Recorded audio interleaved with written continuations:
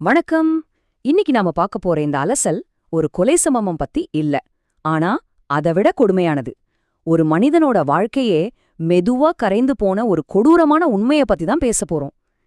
ஹைதராபாத்ல ரொம்ப அமைதியா போயிட்டு இருந்த ஒரு 74 வயசு ரிட்டையர்டு ப்ரொஃபஸரோட வாழ்க்கை ஒரு சாதாரண ஃப்ரெண்ட் ரிக்வெஸ்டால எப்படி சுக்குநூறா உடைஞ்சுது. ஒரு சின்ன இன்வெஸ்ட்மெண்ட்னு ஆரம்பிச்ச விஷயம் எப்படி கோடிகளில் பணத்தை விழுங்கும் வலையா மாறுச்சு. இதத்தான் இன்னைக்கு நாம டீட்டெயிலா பார்க்க போறோம். வாங்க உள்ள போகலாம். இது ஒரு கொலை சம்பவம் இல்ல, ஆனா ஒரு மனிதனின் வாழ்க்கையே மெதுவா அழிந்து போன உண்மை. இந்த வார்த்தைகளை கேட்கும்போதே நமக்கு ஒரு மாதிரி இருக்குல்ல. பல வருஷம் கஷ்டப்பட்டு உழைச்சு ரிட்டையர்மெண்ட்ல நிம்மதியா வாழலாம் அப்படின்னு நினைச்சவரோட வாழ்க்கைய ஆன்லைன்ல பண்ண ஒரே ஒரு சின்ன கிளிக் எப்படி தலைகீழா மாத்திடுச்சுன்னு நினைக்கும்போது உண்மையிலே ரொம்ப ஷாக்கிங்கா இருக்கு. இது எப்படி நடந்துச்சுன்னு நீங்க யோசிக்கலாம். இதோட முதல் கட்டம் அவங்க எப்படி ஒரு நம்பிக்கையான வலைய பின்னுனாங்கங்கிறதுல தான் இருக்கு. பொதுவா இந்த ஸ்கேமர்ஸ் கத்தி துப்பாக்கி எல்லாம் யூஸ் பண்றதில்ல. அவங்களோட மிகப்பெரிய ஆயுதமே வார்த்தைகள் தான். ஃபேஸ்புக்ல முகம் தெரியாத ஒரு பெண்ணுகிட்ட இருந்து வந்த சாதாரண ஃப்ரெண்ட் ரிக்வெஸ்ட்டை அவர் அக்செப்ட் பண்ணாரு. அந்த பெண் என்ன பண்ணாங்க தெரியுமா? ரொம்ப பொலைட்டா அன்பா டெய்லி பேச ஆரம்பிச்சாங்க. அந்த பெரியவரோட தனிமையை தங்களுக்கு சாதகமாக்கி அவருக்கு ஒரு கம்ஃபர்ட் ஜோனை உருவாக்குனாங்க. பணத்தை பத்தி வாய் திறக்கிறதுக்கு முன்னாடியே அவர் மனசுல எவ்ளோ ஆழமான நம்பிக்கையை விதைச்சிருக்காங்கன்னு பாருங்க. இதுதான் அவங்களோட மாஸ்டர் சைக்காலஜிக்கல் ட்ரிக். ஒரு சில வாரங்கள்ல நம்பிக்கை முழுசா வந்ததும் அவங்க மெதுவா தங்களோட தூண்டில போட்டாங்க. சார், கிரிப்டோ முதலீடு தான் ஃபியூச்சர், நான் உங்களுக்கு ஹெல்ப் பண்றேன், எந்த ரிஸ்க்கும் இல்ல, சும்மா ஒரு சின்ன தொகையை ட்ரை பண்ணுங்கன்னு சொன்னாங்க. முதல்ல அவர் தயங்கினாரு. ஆனா அந்த பெண் ரொம்ப பொறுமையா பேசி அவரை கன்வின்ஸ் பண்ணிட்டாங்க. அந்த நான் இருக்கேன்னு கொடுத்த போலி நம்பிக்கை தான் அவரை அடுத்த கட்டத்துக்கு கொண்டு போச்சு. அவர் ரொம்ப சின்ன தொகையில தான் ஆரம்பிச்சாரு. ஆனா கொஞ்ச நாள்லயே அந்த வெப்சைட்ல லாபம் டக்குன்னு ஏறுற மாதிரி நம்பர்ஸ் காட்டுச்சு. இத பார்த்ததும் அவருக்கு பரவாயில்லையே, நிஜமாவே ஒர்க் ஆகுதுன்னு தோண ஆரம்பிச்சு ஒரு 50,000 ரூபாயா இன்வெஸ்ட் பண்ணாரு. அதன் பிறகு அந்த திரையில லாபம் இன்னும் அதிகமாச்சு. நம்பர்ஸ் கண்ணுக்கு முன்னாடி ஏறுறத பார்க்கவும் அவரோட கான்ஃபிடன்ஸ் இன்னும் பூஸ்ட் ஆகி அப்படியே 1,00,000 ரூபாயவை இன்வெஸ்ட் பண்ணிட்டாரு. இது பாதுகாப்பானதுன்னு அவரை மூளை நம்ப ஆரம்பிச்சிருச்சு. இப்படியே இந்த நம்பர்ஸ் எப்படி வளருதுன்னு பாருங்களேன். 1,00,000 அப்புறம் 5,00,000 மாறுது. ஒவ்வொரு தடவையும் அவர் இன்வெஸ்ட் பண்ணும்போது அந்த டேஷ்போர்ட்ல பெரிய லாபத்தை காட்டினாங்க.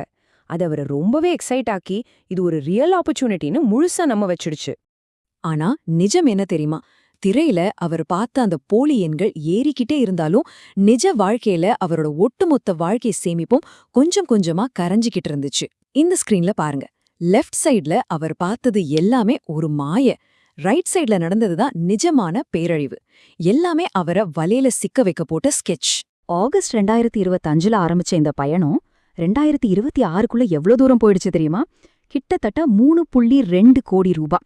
நினைச்சு பாருங்க, 3,20,00,000 ரூபாய அந்த பொண்ணு மேல இருந்த எமோஷனல் கனெக்ட்னாலையும் கண்மூடித்தனமான நம்பிக்கையாலையும் பல வெவ்வேறு அக்கவுண்ட்ஸ்க்கு அவர் டிரான்ஸ்ஃபர் பண்ணிருக்காரு. ஒரு தடவை கூட ஏன் எதுக்குன்னு அவர் கேள்வி கேட்கவே இல்ல.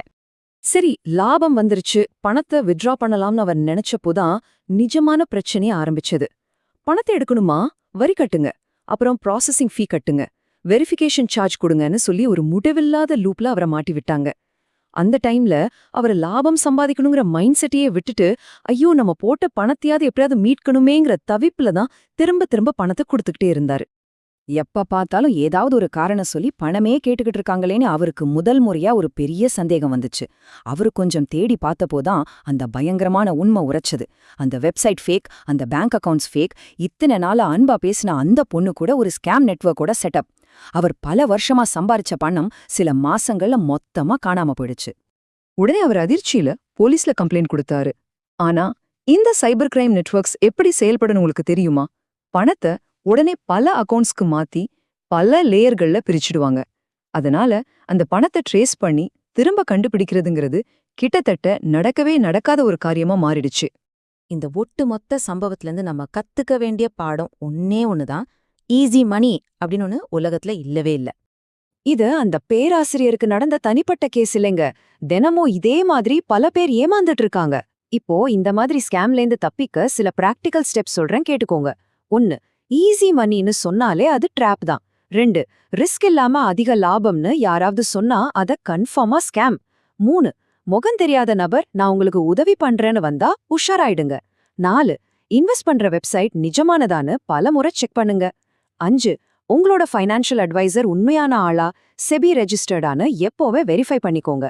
முக்கியமா, மனசுல ஒரு சின்ன சந்தேகம் வந்தாலும் உடனே எந்த டிரான்சாக்ஷனையும் அங்கேயே ஸ்டாப் பண்ணிடுங்க. நாம இணையத்துல எடுக்கிற ஒரு சின்ன கிளிக் நம்ம வாழ்க்கையே மாத்திடும். அது நல்லதா கெட்டதாங்கிறது நம்ம கையில தான் இருக்கு. ஈஸியா பணம் சம்பாதிக்க குறுக்கு வழியே இல்ல. இந்த அலசல் உங்களுக்கு ரொம்பவே யூஸ்ஃபுல்லா இருந்திருக்கும் நம்புறேன். இந்த தகவல் யாரோ ஒருத்தரோட வாழ்க்கையும் வாழ்நாள் சேமிப்பையும் காப்பாத்தலாம். அடுத்த முறை உங்களுக்கு ஒரு அன்னோன் ஃப்ரெண்ட் ரிக்வெஸ்ட் வரும்போது இந்த ஸ்டோரியை கண்டிப்பா ஞாபகப்படுத்திக்கோங்க. மீண்டும் இது போல இன்னொரு பயனுள்ள அலசலில் சந்திப்போம். ரொம்ப நன்றி.